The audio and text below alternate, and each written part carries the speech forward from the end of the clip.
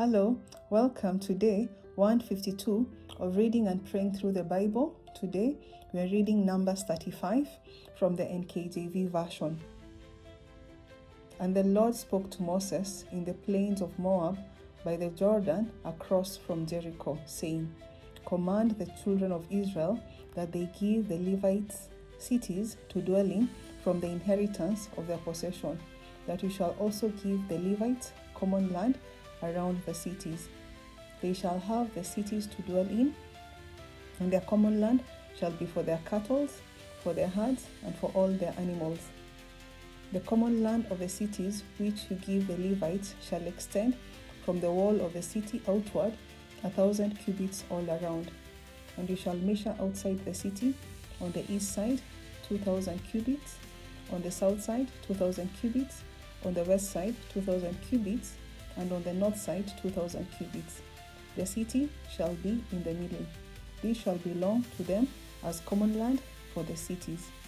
Now, among the cities which you will give to the Levites, you shall appoint 6 cities of refuge to which a manslayer may flee.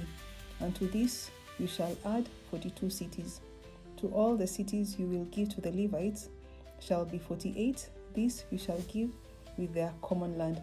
And the cities which you will give shall be from the possession of the children of Israel. From the larger tribe you shall give many, from the smaller you shall give few. Each shall give some of its cities to the Levites in proportion to the inheritance that each receives. Then the Lord spoke to Moses, saying, Speak to the children of Israel, and say to them, When you cross the Jordan into the land of Canaan, then you shall appoint cities to be the cities of refuge for you, that the manslayer who kills any person accidentally may flee there. They shall be cities of refuge for you from the avenger, that the manslayer may not die until he stands before the congregation in judgment. And of the cities which you give, you shall have 6 cities of refuge. You shall appoint 3 cities on this side of the Jordan, and 3 cities you shall appoint in the land of Canaan, which will be the cities of refuge. These 6 cities shall be for refuge for the children of Israel, for the stranger and for the sojourner among them, that anyone who kills a person accidentally may flee there. But if he strikes him with an iron implement so that he dies, he is a murderer. The murderer shall surely be put to death. And if he strikes him with a stone in the hand, by which one could die, and he does die, he is a murderer. The murderer shall surely be put to death.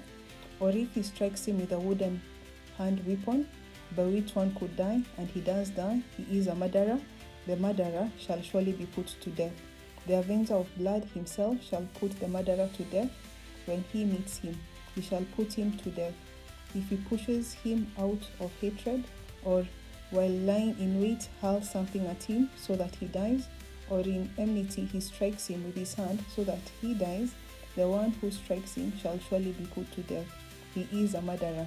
The avenger of blood shall put the murderer to death when he meets him. However, if he pushes him suddenly without enmity, or throws anything at him without lying in wait, or uses a stone by which a man could die, throwing it at him without seeing him, so that he dies while he was not his enemy or seeking him harm, then the congregation shall judge between the manslayer and the avenger of blood according to this judgment. So the congregation shall deliver the manslayer from the hand of the avenger of blood, and the congregation shall return him to the city of refuge where he had fled, and he shall remain there until the death of the high priest who was anointed with the holy oil. But if the manslayer at any time goes outside the limits of the city of refuge where he fled, and the avenger of blood finds him outside the limits of his city of refuge, and the avenger of blood kills the manslayer, he shall not be guilty of blood, because he should have remained in his city of refuge until the death of the high priest. But after the death of the high priest, the manslayer may return to the land of his possession. And this thing shall be a statute of judgment to you throughout your generation in all your dwellings. Whoever kills a person, the murderer shall be put to death on the testimony of witnesses. But one witness is not sufficient testimony against a person for the death penalty. Moreover, you shall take no ransom for the life of a murderer who is guilty of death, but he shall surely be put to death. And you shall take no ransom for him who has fled to his city of refuge, that he may return to dwell in the land before the death of a priest.